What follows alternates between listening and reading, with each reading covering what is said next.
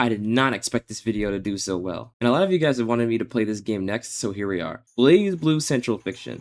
I'll admit that I have little to no experience with the Blazblue series, except for maybe Crosstag, but I barely remember playing that game as it is. I always hear this game regarded as one of the best anime fighters up there with Guilty Gear. People often talk about its insane roster, deep mechanics, and how every fighting game player should give it a try. So I bought this game about a month ago, and it is super fun. I expected myself to fall off the game after maybe 1 or 2 hours and move on. Instead I ended up spending an entire day playing it. Somewhere between trying the whole roster, landing my first combo, or at least trying to, and being able to choose a character to stick with, I came to understand why this game is held in such a high regard. So today we'll be talking about Blazblue Central Fiction. Don't forget to like and subscribe, and let's get into the video. I'm gonna be honest, you guys recommended this game to me at the perfect time. Around the time I had posted that Persona 4 Arena video, I was already looking for more fighting games to try, mainly to gain more experience with other games, and to take a break from Strive. I can't even lie to you guys. Under Night had been holding my attention for a while, and it still is, but the second I installed and opened this game, I was hooked on it. Going into the game like this, like usual, you try to find a main character. I thought that I would find one character, learn a few things with them, and get a general feel for the games, like in Guilty Gear with Elfelt, and how Phonon is the character I stick with in Under Night. That's how most people approach new fighting games.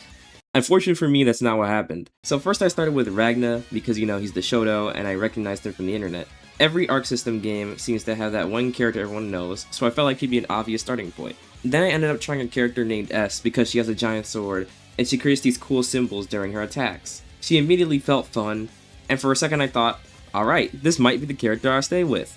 Then I tried Mai because she has a giant spear. I really liked how much of her offense revolves around stagger pressure, and she's got a ton of command normals that made her surprisingly satisfying to play. Then I tried Kokonoe. I don't have much to add here, I don't even know what the hell she does, but that's kind of the point. Every time I thought I had found a character to stick with, another one would catch my attention and completely derail my plan. At first I thought this was just because the roster was huge. 36 characters is a lot by fighting game standards, so naturally there's going to be some variety. But after spending more time with the game, I realized that the roster wasn't just big, it was deliberately diverse. Every character had their own identity, their own drive mechanic, their own win condition, their own way of controlling the pace of the game. You don't just switch characters and learn different combos, sometimes it feels like you're learning an entirely different fighting game in general. Ragna wants to play honest, fundamental Blazblue. S focuses on explosive pressure and strong mid-range control. Mai uses her enormous spear to harass you from ranges most characters can't contest. Kokonoe, you get the point, I don't know what the hell she does. The more I played the game, the more I realized this wasn't just because there were a lot of characters, it was because of how ArcSys designed them. One of the biggest reasons every character feels so distinct is because of Blazblue's drive mechanic. Every character on the roster has their own unique drive ability, and instead of being a small gimmick, it completely changes how the character plays. Take Ragna for example. He seems like he's a basic rushdown character. He loses health every time he uses a move. He can also just steal health back with certain moves as well. Mai can use her drive to throw her spear and bounce it off the edge of the screen. If you charge it long enough, it becomes unblockable and it can track back to the opponent if it misses. Kokonoe has magnets that spawn on screen to control neutral or to just lock you in the corner for the rest of the game. Because of that, every time I switched characters, it felt like stepping into the cockpit of an airplane. I had to learn a completely different way of thinking. At least in Strive, some of the stuff like Gatlings would carry it over to each character, but in this game, everyone feels completely different.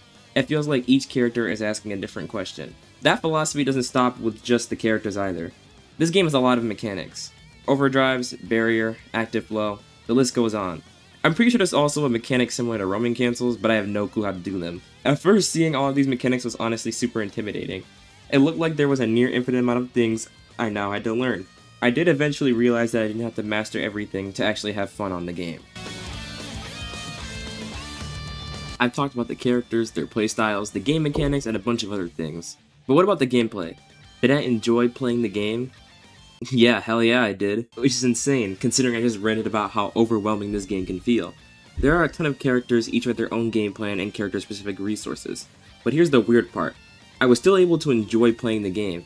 Yeah, this game can be complicated to some people, such as myself, but at the end of the day, you don't have to understand the entire game to enjoy it. One of my friends owned the game, so most of my time was playing against him. We had a lot of fun, and most of the time in the games we were just pressing shit. I was able to just try things out because we were both new to the game, and even if you don't have friends who play this game, the Blazblue Central Fiction server is almost always active, and the people around the community are super nice.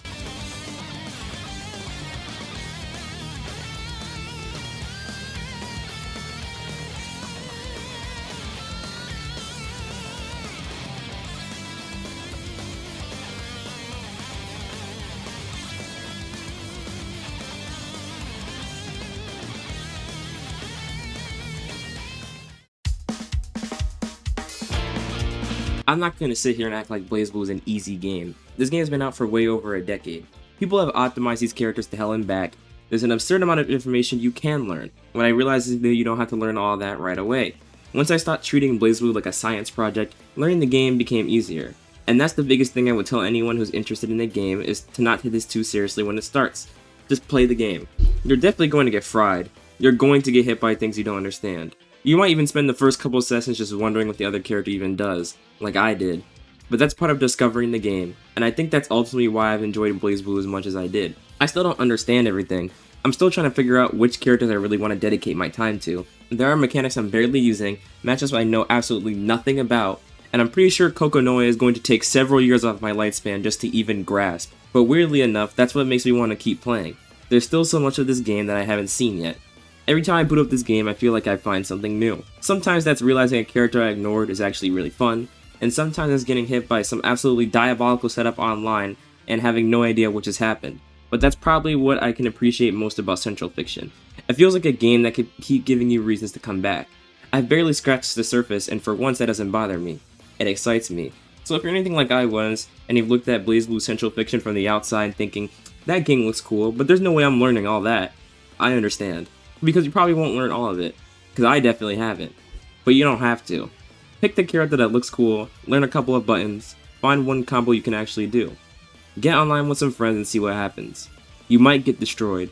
Actually, you're going to get destroyed. But somewhere along the way you might find a thing that makes you want to come back.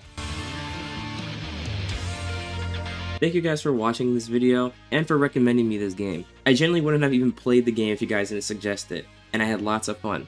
I'll admit writing the script was difficult, but I'm glad I did get to experience the game. Remember that next week is the break week, meaning we will be streaming next Sunday at 8:30 p.m. Follow my TikTok, follow my Twitch, and I'll see you guys in the next one. Persona Man out.